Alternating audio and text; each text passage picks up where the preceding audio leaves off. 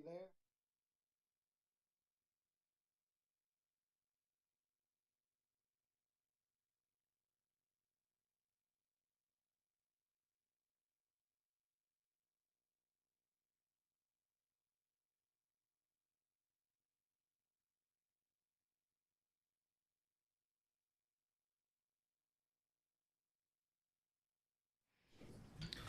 Uh, First up tonight is the approval of the agenda. We do have um, two amendments to make. One is on number two, the offer for 8 Colonial Square is going to come off. And then, is it number three, Kevin? Number five, budget ordinance amendment. So with those two edits, is there a motion to approve the agenda? And a second? All those in favor? None opposed. Looking at our minutes from our work session and our regular meeting, is there a motion to approve both sets of those minutes? So moved, Mr. Chairman. And a second? Second. All in favor? Aye. None opposed. Um, Moving on to administrative reports, I have nothing to report tonight. Do any other commissioners have anything to report? I just wanted to say I drive by the pool quite frequently, and it's really looked good. They got the pavement all done, and got the stripes on, and hopefully they'll be opening pretty soon. I did drive through the Mark Watson Park paving, and it looks real good. It's nice and smooth. I didn't want to mention again about the railing ledge there. Did we decide we were going to do that, or We're looking at the best option for that. okay? Okay. Moving on now to county manager report, Mr. King.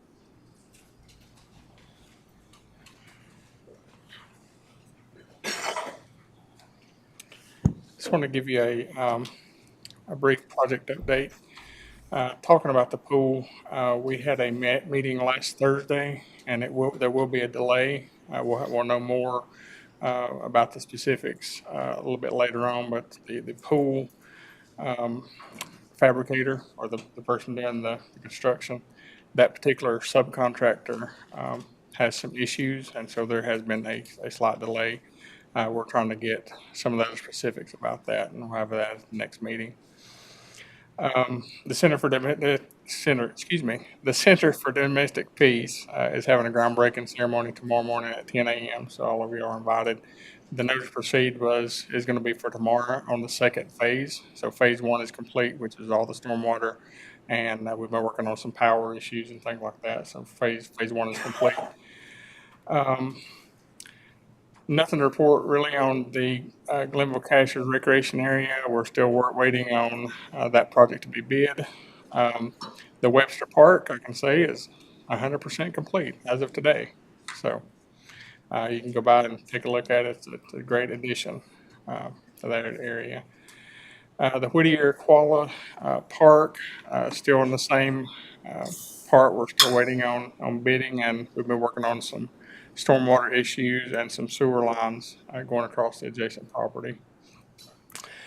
Department of Aging, we've kind of enlisted a team of folks, and they're going to come out the 21st, be next week, to do an assessment of the columns. As you know, we've got some issues with some support beams, and so we've got some structural engineers and also the original architect. We've kind of looped them back in since they have the original drawings, and going to kind of see what we can do for that to get that price a little bit lower on the initial bid was quite high, so we're going to try to look at different options for that. The Canada Fire Department, as you can see, I kind of gave you all a rendering of that. This is very preliminary, but it's a good workable option, and we'll have more to come, but it is proceeding. Of course, Mark Watson Park is at 100%, except for the railing, which we are looking at that, especially from the very top tier. We did put in the bumpers on the bottom tier, so as far as the people going over that smaller hill, smaller wall, it wouldn't be as bad. So The Justice Center, we are working on multiple phases. We've got the first phase was the administration building piece, and then the second phase is, of course, going to be the Justice Center. He's working on that simultaneously, so that'll be, hope to have a presentation in September at the work session on both of those projects.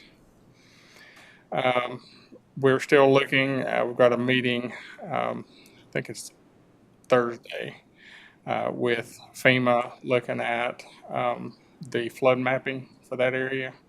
And so we're going to ask for a detailed study area, and then that way we can determine about the berm, whether was put in correctly and that sort of thing.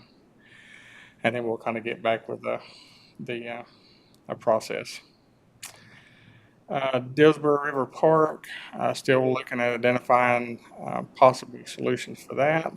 And next one is the Greenway project, which kind of maybe part of that Dillsborough property at one point or another.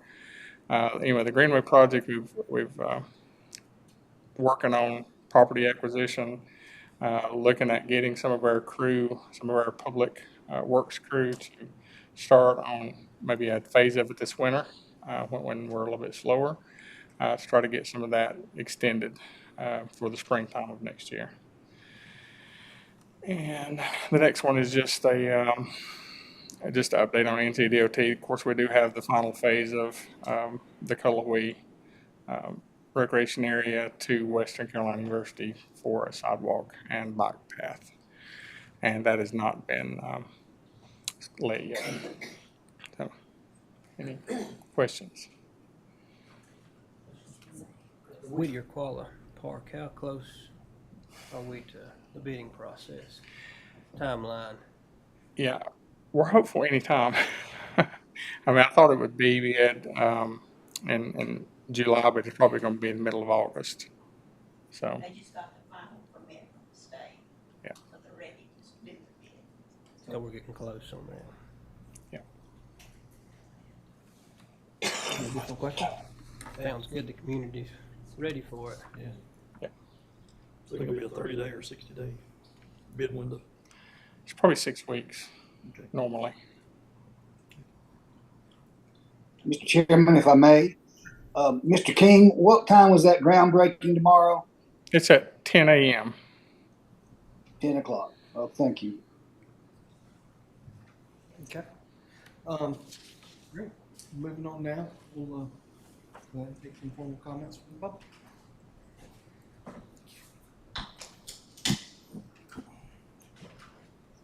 All right.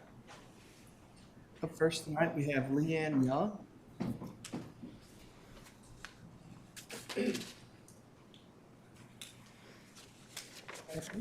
Good evening. Hello, and thank you for your time, Commissioners. I am Leanne Young, and I am the Board Chair for the Friends of the Jackson County Greenways. We are a recently formed nonprofit organization, although our group was originally created in the year 2000 as a subcommittee to the Jackson County Recreation Advisory Board to assist with early greenway planning efforts. We recently reorganized as a separate nonprofit entity so that we might bring additional energy and financial resources to support the good work being done on behalf of Greenways by Jackson County Parks and Recreation and supported by you, our Jackson County Commissioners. I am here today on behalf of the Friends of the Jackson County Greenways to express our appreciation for your support of Greenways here in Jackson County. Your investment in our greenways promotes active lifestyles, boosts community health, and allows for connections with our neighbors in the outdoors. Greenways improve quality of life. The current 1-mile stretch of greenway along the Tuckasegee River is a beloved county asset and well used by members of our community at every stage of life. Any improvements to this current greenway space will have lasting implications for our region's health, tourism, transportation, and economic growth. We look forward to working with you and supporting your efforts to make improvements to our existing greenway. Thank you for prioritizing greenways here in Jackson County.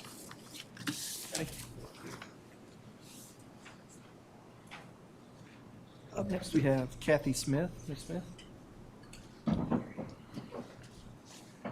Can you hear me? Yes, you can. Okay. I'm from Macon County, but I'm here because Jackson is part of the three-county Fontana Regional Library Agreement. And what happens here affects Macon and vice versa. So I'm here for public comment about the proposed amendments. You've probably, I'm sure, you've already heard from the county managers and lawyers about the amendments. I'm here to offer the perspective of an ordinary, unaffiliated citizen.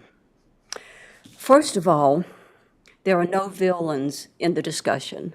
Our board members are good people, the library board. And we still have wonderful libraries. But we need to amend the process to get on the FRL board. Right now, there's a lot of citizen frustration on that subject. The FRL board governs all the libraries in Jackson, Swain, and Macon. And it is true that each county, including Jackson, has a library advisory board. But this board does not hire, and they don't fire, no say in any policy. So the selection of the FRL board members who do have that power should be transparent and accessible. Under the current agreement, it is not. Right now, there is no avenue for a citizen to apply to the FRL board. And this board, of course, is funded by our taxes from your budget. The FRL board members are selected only from the advisory boards and voted on by the members of the same boards. The county commissioners have no voice in the selection of the FRL board appointments, and that's where all the power is. Commissioners only see applications for advisory boards, and that's the boards they appoint to. So in conclusion, I know you've been waiting for those words. I think I'm under 3 minutes. In conclusion, we need a more direct way for citizens to apply to the FRL board. Please address these citizen concerns, and I hope you'll come to the conclusion to vote for these amendments. Once again, there are no villains in this picture. We've got good board members and great libraries, but there is citizen frustration. I thank you from the bottom of my heart for your consideration of my comments. Thank you. Next, we have Keith Blaine.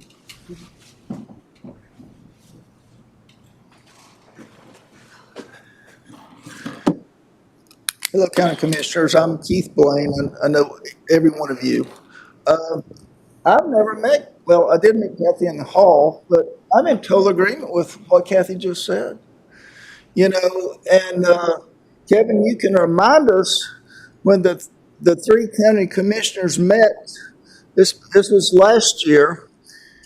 The 3 county commissioners made one recommendation. The one recommendation was direct appointment. Is that correct, Kevin? It's correct. So Kathy's correct. The power is at the policymaking board, the FRL board. So we need to get the direct appointment back. I think that's very strong. I think there was a lot of good amendments that came out of the Macon County Commissioners meeting. This goes back to December, I believe, of last year, maybe January. That was very solid, and that was unanimous decision. Definitely support those amendments. And we really need to let our commissioners take back the direct appointment, the power that we have elected you to have versus a lower board, which many of those board members, none of you, except for maybe Tom. So you guys that were new, a lot of those board members that you didn't even appoint them. So, and that's true for all three counties. So I actually wasn't going to talk on that, but thank you, Kathy, for bringing that to our attention. The item I really was wanting to talk about was our Jackson County Library Board, the appointee that's up and available. So, I stand here to support a strong citizen, community member, lifelong member of Jackson County. She's involved with youth. She's involved in the community. She cares and loves our library. I'm here to support Beth James' appointment to the Jackson County Public Library. I've been in a lot of meetings with Beth. I mean, I was in one yesterday, 3 hours. So I see Beth, she listens to people. She listens to both sides. She's very rational, reasonable thinker. And she comes to very logical conclusions based on what I've seen. So I definitely support Beth James for the Jackson County Library Board. Thank you. Next, we have Randy Brake. Ms. Brake.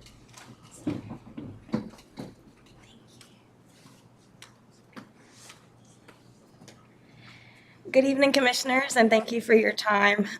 This is my first time at one of these meetings, and I'm very excited to speak to you all. Most of you know me, but for those of you who don't, my name is Randy Brake. I currently teach at Western Carolina University. I have for the past 6 years, and I'm a fully licensed K-5 teacher in Jackson County, North Carolina. I taught at Nugadoo Academy for 10 years for K-5.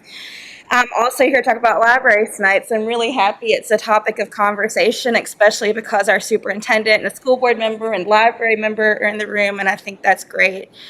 One of the biggest predictors of success is early childhood literacy and access to reading materials. And thankfully, our school libraries have that, which is great. But our public library also provides that same service to the community. And I came here tonight because Beth James is my friend. I haven't had the privilege of being in a meeting with her, but I have known her. And she loves children as much as I do, and I think that's wonderful. She cares about programming that's going to get kids in those library doors. And in a county like Jackson County, where there's not terribly a lot to do for kids, having public library events and things for the kids to do, I think, is fantastic. And it gives kids more of an opportunity for academic growth, especially in these summer sessions. So I just wanted to put my voice out there and say that Beth James, I think, is one person I would stand behind 100% to provide that service to our children and to our community. And I hope that you'll consider her for the Jackson County Public Library Board. I couldn't think of anyone better. Thank you for your time. Up next, we have Beth James. Okay.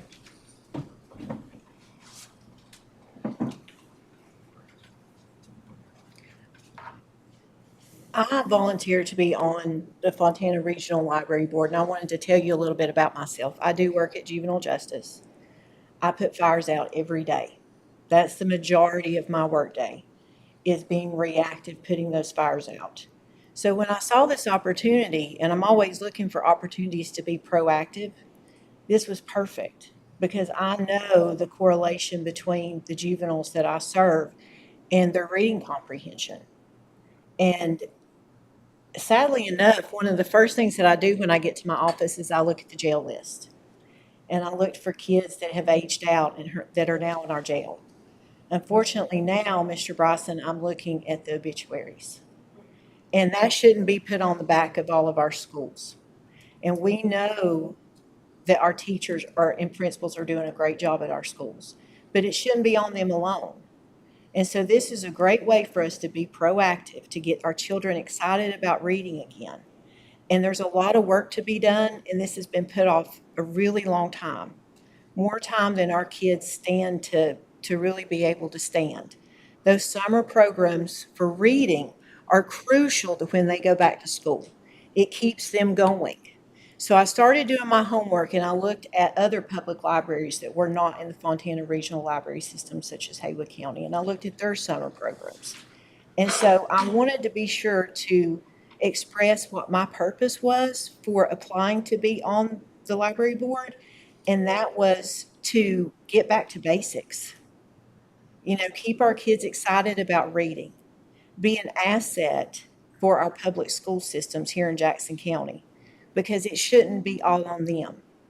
And also, to share with you a little bit, I won't tell you how old I am, but I will tell you that when I was a kid in Jackson County schools, we didn't have a computer in every house. We had very few of them in our schools. And, you know, the library used to be where Silva PD is now, of course. And I utilized those tools often for especially my high school classes. And in 2011, my daughter and myself, we were on those stairs, passing those books from the old library to the new library. And it was an exciting day. It was a very exciting day to see all those kids, my child and her friends, and they were just passing books. You know, it was a great day and everybody was excited, but we've gotten to the point where I don't believe that our citizens are using the library as much as what they should be and what they could be. And that's one thing that we need to do for our kids. And basically, though learning to read, as simple as it may sound, it may keep that kid from getting that truancy charge. It may keep that kid from committing a crime, because school is so important to kids and in their futures. And so I wanted to be really clear as to why I applied for that, and very clear as to why I feel like it's important that we move forward. And while not every, you know, I feel like we need to vote tonight. I feel like there's work to be done. I'm ready to get to work because our kids can't wait much longer. Summer already is almost over. So I appreciate your time and I appreciate your consideration tonight. I'll tell you one thing. Yes, sir. What's that right there? That's what ruined their kids. Well, I grew up on Amelia Bedelia, okay? And what I find with most kids is that the phones and technology, they can be good and bad. Well, that's true. But if you sit down with a book in front of those kids, they're going to listen. And they're excited about listening. And it's really important to me that our children get excited about reading. And we cannot depend on our schools. That's not fair. It's not fair. And we have a beautiful library. And it houses our genealogical society and our historical museum. And that has so much to offer our kids. And Bill Crawford got cold last year. And so we need to make sure that the heat stays on for him, because he is an asset to this county. But I appreciate you and your consideration. Thank you. I hope to not mess this name up. Steve Koof. I'm sure I butchered it. Yeah. I'm Steve Keel, and very tough to follow the opening act there. I'm here to support Beth with the library board, and I've seen her in action in meetings, where it was difficult discussions, but I watched her observe, listen, synthesize, and then give positive construction feedback. And that's the kind of people that you need on a board. They're willing to listen to the opportunities that other people are putting out there and synthesize and offer constructive feedback. And so with that, again, I endorse Beth 100% for this.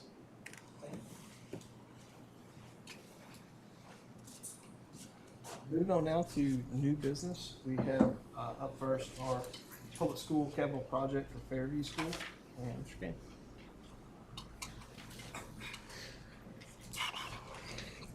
So at the work session, you had heard this presentation by the superintendent for looking at programming for the Fairview School, the construction programming. And so this tonight is a vote to proceed with that process. So we've identified funding for the programming piece, which is the architects, getting them involved, and then also charged myself and Darlene with looking at the funding mechanism going forward. And you heard that from the assistant superintendent. It'll be around $18 million for that one section of that. And so that's what we're seeking your approval for tonight, is to go to the next phase with the programming, identifying the funding for the proposed 18 million, and basically that's the proposal. Any discussion by the board? Any questions? I just think it's a long time overdue. I've been through Fairview School, and it's tough. So, I'd like to make a motion to approve Fairview School Capital Project. Second. Madam Clerk? Commissioner Stribling, Yes. Commissioner Jones, Yes. Commissioner Bryson, Yes. Commissioner Smith, yes. Chairman Letson. Yes. Moving on now to offer to purchase and the contract in color, 0.24. This is an offer to purchase of 0.24 acres, and this is at the on the old Cullowhee Road at the end of the Greenway next to the Cullowhee Dam. The county already owned the section right next to this. This particular property has a house currently on it that's right next to the highway, and this would make an addition to make either a takeout or put in of for river access. And also it's at the end of the Greenway, so we could do utilization of parking and other amenities and infrastructure. Any discussions from the board? Is there a motion to approve this purchase? Motion to approve the purchase. Second? Second. Do we need to do a roll call vote, or can this be an all in favor? All in favor is fine. We'll go ahead and do roll call. Madam Clerk? Commissioner Smith, Yes. Commissioner Bryson, Yes. Commissioner Jones, Yes. Commissioner Stribling, Chairman Letson. Yes. Moving on down to the NCACC Annual Conference Voting Delegate. I'm going to be able to make that conference, so if there's no objections, I'd like to attend again. And I nominate Chairman Letson to be our delegate. in addition to that, we need to have an alternate, and since no one else was able to go, Deborah Bechtel is also going to be there, one of our county attorneys. So she can, if there was some reason I couldn't vote, can serve in the county's interest. So is there a motion to approve Deborah and myself as the delegate and the alternate? Second. Okay. Madam Clerk? Commissioner Stribling, Yes. Commissioner Jones, Yes. Commissioner Bryson, Yes. Commissioner Smith, Yes. Chairman Letson. Yes. Yeah. It's in Winston. Moving on now to Sheriff's Office request for position changes.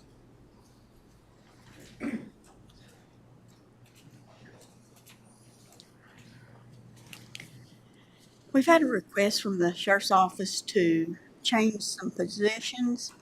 He's requesting that we eliminate a bailiff deputy and a road patrol deputy. Add one patrol lieutenant and then reclassify court civil process lieutenant to a patrol lieutenant. The county would have a net savings in the salary amount of $32,562.76. That would allow a lieutenant on each shift, and it would give you 7 sworn officers per shift. Any questions for Ms. Fox? No, but I'll make a motion to approve the sheriff's office request for the position changes. Is there a second? Second. Madam Clerk? Commissioner Smith, Yes. Commissioner Bryson, Yes. Commissioner Jones, Yes. Commissioner Stribling, Yes. Chairman Letson. Yes. Thank you. Thank you. Moving on to our tax collector and refund reports, and Ms. Henson. You got moved on down the line today. I know. Goodness. Normally, you out quick. So for the month of June, for the current taxes, we collected $83,651. The delinquent taxes collected were $39,784. The total collected for the month was $141,495.84. There were no refunds or releases, and we ended the year with a rate of 99.10%. Any questions? For Ms. Henson? If not, I'll seek a motion to approve. So moved. Second? Madam Clerk? Commissioner Stribling, Yes. Commissioner Jones, Yes. Commissioner Bryson, Yes. Commissioner Smith, Yes. Chairman Ledson. Moving on now to legislation, and we have a resolution. R 24-03, order of collection. So this is just the yearly order of collection, allow me to do my job for one more year. Collect those taxes again. Is there a motion to approve this resolution? And a second? Second. Madam Clerk? Commissioner Stribling, Yes. Commissioner Bryson, Yes. Commissioner Jones, Yes. Commissioner Smith, Yes. Chairman Ledson. Yes. Thank you. Thank you. Can I just say, I need to share a compliment. You know, I work with a lot of different counties. Your tax collection rate is extraordinary, which is a wonderful reflection of the work that your tax collector and the staff do. It's not normal to see 99%. No, it's not. And Ms. Henson is a big part of why that happens. Moving on now to resolution 24-04 on the purchase lot 62. So you have received a request, and I'm going to butcher this name, from Divas Ula for $3,240 for lot number, I think it's lot number 62. It's 0.46 acres. PIN number 8502426606. Deed book page 2366, page 533. All the proper procedure has been done. You've accepted that bid of $3,240. We went through the process of the bidding requirements as per general statutes. There were no upset bids, so this is the resolution enabling this transaction to happen. Any questions? If not, I'll seek a motion to approve. Motion to approve purchase or sale. Madam Clerk? Commissioner Smith, Yes. Commissioner Bryson, Yes. Commissioner Jones, Yes. Commissioner Stribling, Yes. Chairman Ledson. Yes. Moving on to resolution R 24-5 and Kroger opioid settlement. So as discussed at the work session, this is another lawsuit that has been settled with Kroger. And so this money will be going into the opioid settle account, which we have multiple, I guess, entities that have been sued and have settlement, Walmart, and a lot of different ones. I think there's about 2 more left after this one, but this resolution enables staff to sign all the documentation for receiving those funds for the opioid account, and then we still have to go through the process of spending that money. So, Is there a motion to approve this resolution? So moved. And a second? Second.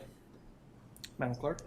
Commissioner Stribling, Yes. Commissioner Jones, Yes. Commissioner Bryson, Yes. Commissioner Smith, Yes. Chairman Ledson. Yes. Next up tonight, we have appointment opportunities for the Public Library Board. We have 2 applicants, obviously Miss Beth James, and then find my other paper, Matthew Cass. Is there a motion for one of those? Make a motion for Beth James. Okay. Is there a second? Mr. Chairman, Yes, sir. I didn't hear if there was a second, but I sure would like to be there to vote on this, but if the commissioner decided to move forward on this particular meeting on that appointment, I understand. Okay. There was a second for Miss James. So, It's already been delayed. yeah, 2 months. 2 months. Okay. So if there are no other nominations, we'll take a vote on Miss James. All those in favor? Aye. None opposed? Or? Okay, none opposed. Moving on to our last appointment, and it's Fire Health Board. I think the wonderful nomination would be our DSS Director, Chris Weatherford. He's been going to these meetings. I believe he was on the board earlier, but for whatever reason, it's not on it now. So if there's no objections, I'd like to recommend or nominate Chris Weatherford. Okay. Madam Clerk? Commissioner Smith? Yes. Commissioner Bryson? Yes. Commissioner Jones? Yes. Commissioner Striblin? Yes. Chairman Layton? Yes. Are there any questions from the press tonight? We do have a need to go into closed session tonight, but prior to the closed session, I'll take a 5-minute recess. So moved. All right.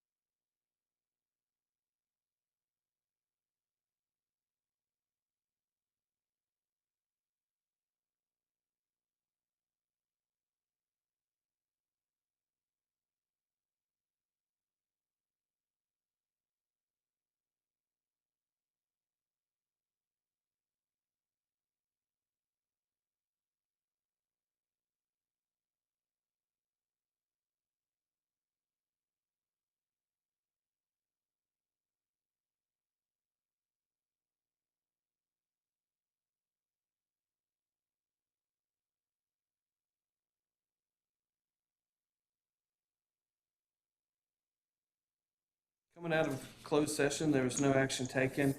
However, we do have some additional housekeeping with some of our closed session minutes. Is there a motion to approve our June 18th and July 9th closed session minutes? In a second. Second. All in favor? None opposed? With no further items on the agenda tonight, is there a motion to adjourn our meeting? In a second? All in favor? None opposed? We are adjourned.